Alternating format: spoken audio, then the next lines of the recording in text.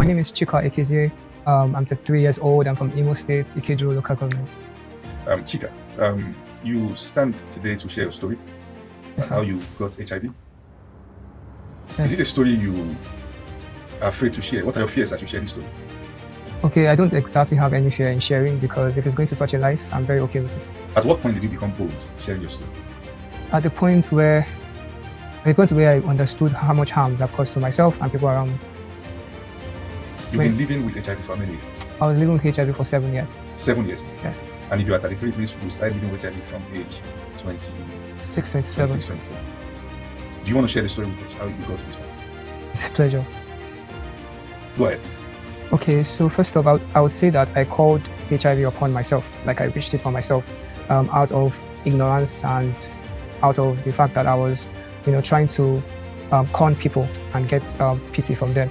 So it all started when I was really little. When I was very little, my mom was like a widow, and I used to always join my mom to, go to the house of church members then in my church to beg for food and for money, because I used to see her try to beg for food and money so that she can feed us, the children. So because I was the last child, she was always taking me along with her. So I was seeing the way she talked to people and how she would want to kneel down, would tell her to stand up, and we always left with something, some foodstuffs or some money. So that stuck in my head. And then one day I was alone in church and a certain woman passed and asked me how I was doing. And I wasn't really looking okay. I cannot remember why.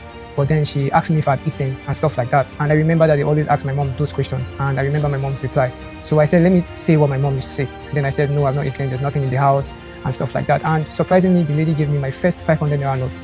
And I was like, oh, wow. I've seen people that have to work to get this. I only have to say something and I got this. So it happened the first time, the second time, and I was getting like 500, 1,000. Then one day I was like, how about I add something that is not true? And maybe the money will be bigger. So I said, sometimes I would just, act sick. So, and then, I started getting 2,500, sometimes 3,000. This were money that my elder brothers were not even able to bring to the house. So I started saying things that were not true. I said, using one sickness or the other to extort money from people. And it was happening mainly in the church space because, when church people hear your stories, they are like, really touched and want to help. So I was doing that for a while. And then I had to migrate. I was like, this malaria thing is not working. I'm just getting 5,000. I want something more. So I started saying I had asthma. I've never really had asthma in my life. Like I've never had asthma in my life. But, when I started saying I have asthma, I have to play the part. So, if you want to tell a good story, you have to be able to act it. So I started acting like I had asthma attack. Like I've been to different churches and, just so I make everything crystal clear, the first church I actually did that was in Family Worship Center. And then I migrated to House on the Rock and different kind of, church, different branches of Redeemed Church. So it was a very money-making business for me. And so, if you really want to tell a good story, like I said, you have to act the part. So I was going to churches, lying that I have this, I have that. And then it just came up to one day, the idea of saying I have HIV came up. And I went to Family Worship Center, I went to the altar and gave a testimony. Because I noticed something about testimonies. Sometimes when you give a very pitiful testimony, so many people would want to approach you after the testimony. So I went to the church and I said I have HIV when I didn't have. I even said my father had his way with me when that never happened. So I was really saying too many things, just to get pity. And the first time I did that in Family Worship Center, as I came down from the altar, when the church closed, I made up to 50,000 naira that day. So many people were coming and saying, oh, sorry, you have this, you have that, okay, take this, take that. And I was like, oh, wow, this works. And then I was now like, you know what, maybe this HIV thing is not going to really, really work. Let me say that, I was an homosexual or something, because I just wanted stories that would always make me collect money from people. So I was doing that severally and it was going so well until they had to run a test for me at Family Worship Center. They had to run a test and they found out that I wasn't HIV positive then. And so the business died off in that church. So I had to look for another church and then I went to House on the Rock. They didn't tell me to stop coming, but I knew that it wasn't going to work anymore because they caught me. And, I now had to leave there and I went to House on the Rock. House on the Rock was where I met a whole lot of people. Like I met a whole lot of people that really cared, like young youths who were doing so well for themselves and they really took interest in me. So I started lying again. I told them I had HIV and stuff. And one thing with lies or one thing with, attitude like that is that you are never contented. Nothing is ever enough. So I was still doing it. I didn't get tired because if money was coming in, then there was no problem. So I had good people that was interested, but I burnt relationships because when they found out I was also telling lies, I lost people in my life that if I still stick to them today, I probably would not be in Nigeria. But I burnt relationships again. They got to know that I was lying because I was just so free telling the stories. I was just so ready to lie, and sometimes a lot of things were not adding up. And so I was caught there in House on the Rock. Yes. They ran on that test for you? No, they didn't run tests for me. So what happened with House on the Rock was that I was telling too many lies, but I wasn't thinking about how to connect the lies together. So many things were not adding up. I said several times that my mother died before she actually died. So it felt like I did not understand the power of the tongue until when I sat down to realize that everything I lied about came to pass. So if I had used my tongue positively, so maybe I would have had a better life. Because I said, there was a time I told the lady that my mother died twice. I even forgot. I told her that my mother died like last year. I met her the other year and I said, my mother died last week. And she was like, how many times did your mother die? So it was like really a problem. So all of those things that I said came to pass. So I think that that's why I see myself as someone who called, negativity, called HIV to himself because of my words. But nobody gets HIV through words. Was there a lifestyle that led? Yes. Most times when I go to church and beg on a Sunday and I get money, before I get home, I'll go to a brothel on a Sunday. I'll go to a brothel. I'll first, sleep with different ladies. In Abuja? Yes, in Abuja. That's when I was in Abuja. So I'll sleep with different ladies. Some older, mostly were older than me. I slept with someone as old as my mom before. So it was like an addiction. It became an addiction. Because at that time when I said I was HIV positive in House of the Rock, there was this NGO. There's this girl that was working with an NGO, and she invited me to come and tell my stories in the NGO. Because then anything that would just bring money, I was in. So when she invited me to come and tell my stories in the NGO, I was not exposed to female genital toys like I saw it, and I liked how it was. So I took like 2 without them knowing. And when I got home, because they even got me an apartment, I lied to them that I didn't have a house and that I was staying in the bush. Like I was just telling any lie that can just make people pity me. So I had like access to those genital toys and I was now using it. That was how I got so addicted to masturbation. I started watching porn. Female genital toys are for female. Yes, but I if took you have to use it, you have to play like an homosexual. No, I was actually taking it, and then the imagination is really filthy. Okay. So I was taking it and then putting it on my own private part and having the feeling that I was actually having intimacy. So that was one thing that sparked the desire to always want to have intimacy with other ladies. So yeah, I was first addicted to masturbation, and I started going to brothels and sleeping with ladies. If I could put a number with ladies I've slept with, I think they're up to 8,000. Because it was too just much. In Abuja.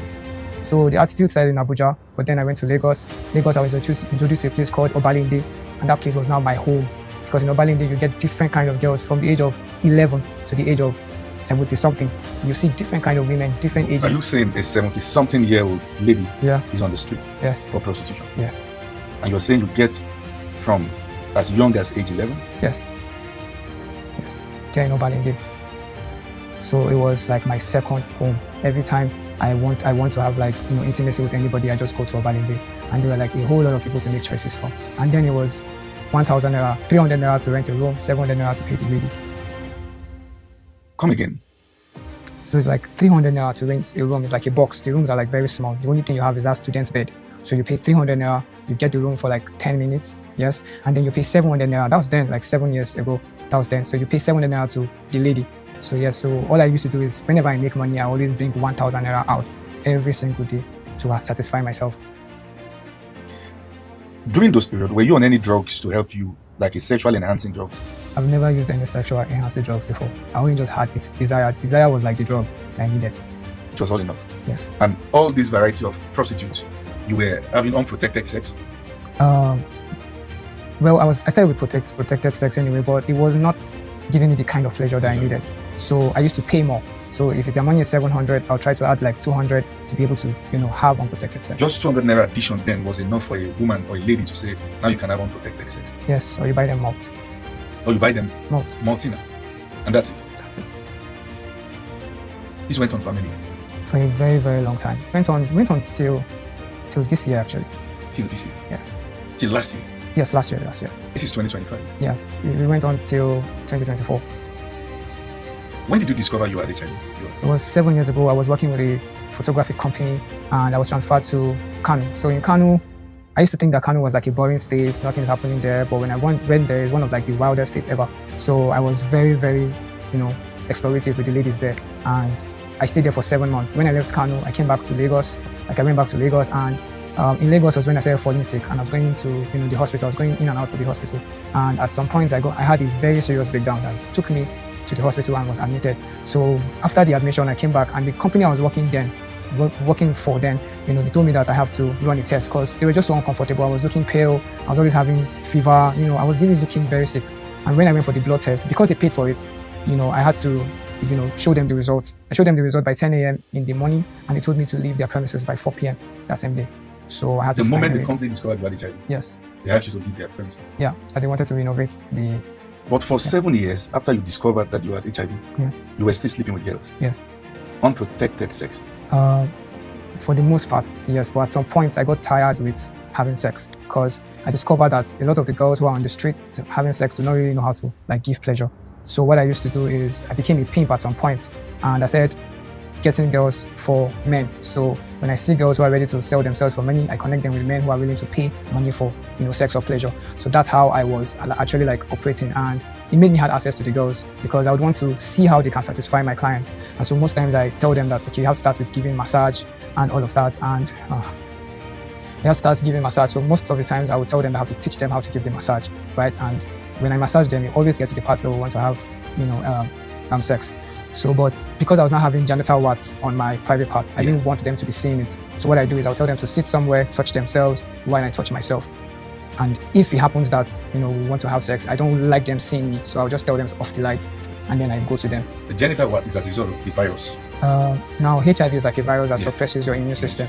So my body was now open for different kind of infection easily. Because that's another viral infection. Yes. So because my immune system was suppressed, it was not easy for me to contact different kind of sexual infections. Yes. So you pimped girls. Yeah. Are there people that you pimped that who later discovered that they themselves do have HIV? The thing about that is people hardly come out to say it. Some people don't mind, to die with such information. They never want to come and say it. So yeah, I really do not know. But for the most part, people I have tried to, approach, because most of the girls in my life are actually hookup girls. So people have tried to approach. They tell me that they don't have it. So maybe they don't want to even tell me because they think I might talk about it, or maybe they really don't have it. But no one has actually told me that, Chika, you gave me HIV or something, because at the end of the day, they were not just open to just me. I'm the only person who just came out to say I have it. Doesn't mean that I'm the only person that they had sex with that actually have it. Are you saying that there are many people right now on the street, in brothels, in clubs, who have HIV and are not aware? Yes. Or some who are aware but are just spreading it? Yes. So those are like two categories of people, and you're very correct, sir, because I used to say that the people who have HIV, people who are living with HIV right now that are aware of it, are not as much as the people living with HIV right now and that are not aware of it. So HIV can, like, as I said, is a virus. It can be in your body for years, dormant, without even showing. So because some people are symptomatic and asymptomatic. Symptomatic means your body system will bring out the symptoms, and asymptomatic means that there will be no symptoms. So it can be in you for years, like up to 10 years without knowing. And when it comes out, it just strikes you and takes you to AIDS. Like it just takes you to AIDS. So that's why it's advisable to just always do the checkup. Don't wait till when something is wrong with you, because sometimes you might never see anything wrong with you. Chika, when you reflect back at the life you have lived in the past, how do you feel? I used to feel very, very, very dirty. I used to feel very, very bad. Like before I got to this part, I was going to take my life one more time. But I went to get sniper to, drink. But when I got the sniper, I didn't like the smell. So it was not hard for me to take it. And, death was very, very hard. And something funny actually happened. So I posted again that this time I'm going to really die. And then I tagged Gossip Mail. And when I tagged Gossip Mail, they asked me to pay 50K to publicize a suicide note. And I started laughing. So me that want to die now, we publicize. When you tagged Gossip Mail, that you wanted to kill yourself. Yes. Gossip Mail said you should pay 50,000 naira. Yes. For them to publicize your suicide note. I have the screenshot. Do you still have the screenshot? Right now, yes. Where is it? My phone. Really?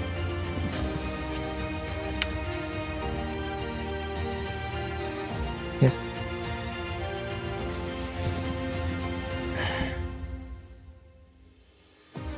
This says, greetings from Gossip Mail, Niger. You always start me, how may I help? Say, well, I love your energy. I can make your video go viral, add more followers on Instagram. So I post all your content for 50K if you're interested. Then you ask, I should use 50K to publicize that I want to end my life. That's between you and them. Yeah. Gossip. So when I saw this, I started laughing, and I used the last money I had to die safe now, they're expensive. Yes. So exactly what I said. So it was on a Friday, and I smoked myself out till on Saturday. Saturday I woke up, I was really, really crying. So I saw a video of Apostle Femi Lazarus, Gilead episode 2. When I saw it, it was as if he was talking to me. I've always been seeing him, but that particular video was as if he was talking to me directly. And then I started crying. I smoked again, and then I was like, you know what, let me just try it. I didn't sleep that Saturday night. So between that Saturday and Sunday, I had to go to Instagram, and then I saw that he was the apostle for Light Nation Church. And I went to Light Nation Church. That was when I first saw the address. I never knew it was in Abuja. So that day I was like, I was going to go to church. And when I was coming to church, I had loud in my pocket, one on-road loud in my pocket. And the plan was that after church, I would smoke it. So I had loud and 3 lighters in my pocket. So I was going to church, and I saw like a waist bin, and something in my head just said, start releasing yourself from now if you really want to be saved. When I heard that, I don't know, I just decided to bring out the loud and the lighters, and I put it in the bin. And I told myself, Chika, it's time to let all these things go. And I went to sit down during the stewardship program. And then I heard, because I was telling stories and trying to lie for people to pity me, I was trying to leave the part. So if I said I was sick, I'll try to look sick. If I said I didn't have a place to stay, I have to look dirty like someone who didn't have a place to stay. So I was doing that, and it became an attitude. Since I started coming to church, it was the first time last year, the whole of 2014, since I started coming to church was the time I started taking my bath regularly. I used to stay for like 2 months without bathing. I used to stay, and I would never look it, but I was too dirty. You couldn't even come into my house and stay for 2 minutes. I was always dirty. So I was never bringing anyone to my house. I was always the hotel. So I was never clean. So when I came in, I saw the resident pastor. He was teaching about cleanliness and, how to be clean, how to dress, how to wear a suit that doesn't have shoulder pad. I could remember. So everybody was laughing, and then I just told myself, okay, I'm not even sat down. I'm hearing the right thing, because I really want to do better. And that day when I came to church, I didn't even take my bath. So I started feeling very uncomfortable, because I was like, everybody here is clean apart from me. So I saw some guys sitting down and saw how clean they were. And, I wanted to just get to talk to them, get their number, let me see their status. I just want to be seeing their status and how they dress. So I could be in my corner, just imitating them. That was the idea. And then, only one person walked up to me, and that was one of the photographers in church, and just came to say hi. And after that, the church started, and then they started preaching. I was so restless. I was very restless. Sometimes I want to stand up and go, or sometimes I'll sit down. It was as if they were talking to me. If someone had invited me to church that day, I would think the person had already told you everything about me.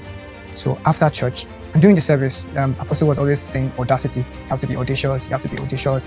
And in my head, that was just what sticked. I was like, you have to be audacious. And before I left church, I created a TikTok account.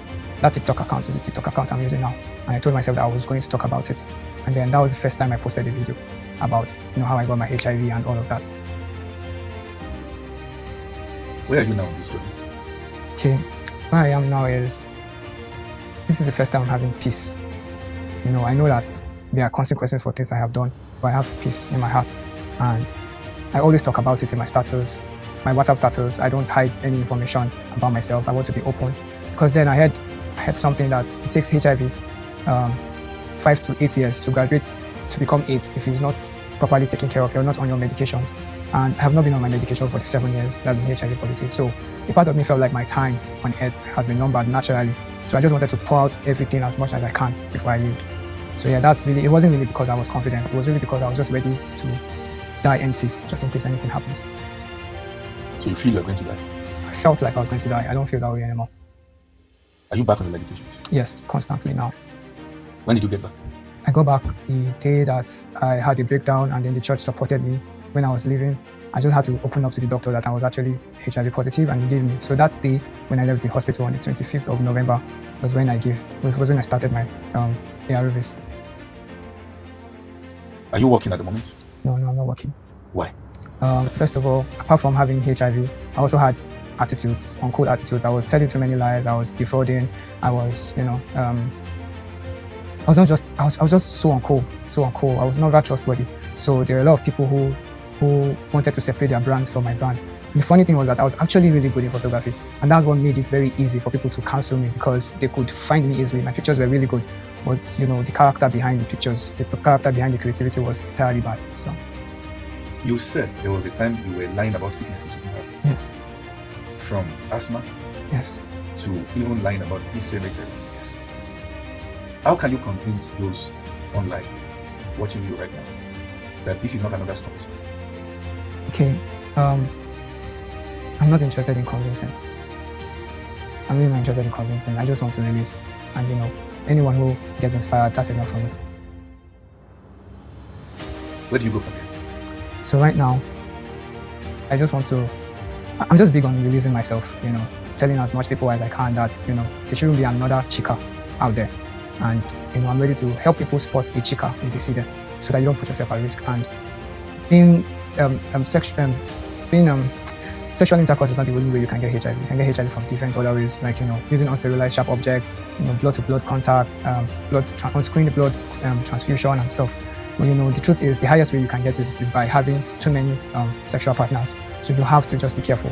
You have to abstain completely. If you cannot abstain, then just have one sexual partner. But then abstinence is actually the best option. Chika, what would you say to anyone watching you right now who is living with HIV and still spreading to different people? Okay, what I'll say is, when you spread HIV, or when you intentionally or carelessly sleep with people without protection, you're not just doing them harm, you're doing yourself. Because you actually don't even know if the person you're trying to spread HIV to already has HIV. So you can actually get reinfected. And the HIV in one person, the strides of HIV in one person is different from the strides of HIV in another person. So that's why my symptoms can be different from another person's symptoms. So I can be having fever, diarrhea, and acute headache. Another person can be having rashes, swelling knobs, and fever. So when you expose yourself to another person that has it, you're going to have what they call co-infection. And that is even worse than just having your own kind of HIV. So it's good to stay safe regardless and be careful and don't put other people at risk. Are you afraid of stigmatization? I used to be, not anymore. I don't even see stigmatization, even if it's in front of me. Chika, if different organizations reach out to you to come speak about your journey and how you got to this point, will you be open to that? Yes, very open. Your ARVs, how are you funding them since you are not working at it? So ARVs are actually very free in all health centers. You don't have to pay for it. So by the time you are tested positive, you are supposed to be administered your ARVs immediately. So yes, it's very free. And how are you maintaining yourself in this? So I really can't even explain how it happens. So most times when I come to church, I walk a long time to come, but I never want to miss a service. And I don't know how it happens. I don't even know how to explain it, but I'm never hungry. I don't know how to just explain it. But I just know that I never sleep without food. Lastly, are there symptoms you're experiencing this year? Yes, like 2 weeks ago I had pile. So it was very troubling. So because most times when I even go to church, I'll be unable to sit down. And that's why it feels like I walk around a lot, but it was just really pile. It was eating me up. It's actually gone now, but yeah, it was very painful. And since December, throughout December, I never really felt sick since I started my ARVs. But before then, I used to fall sick every 2 weeks. Every 2 weeks, constantly I fall sick. Thank you, Chika. Thank you.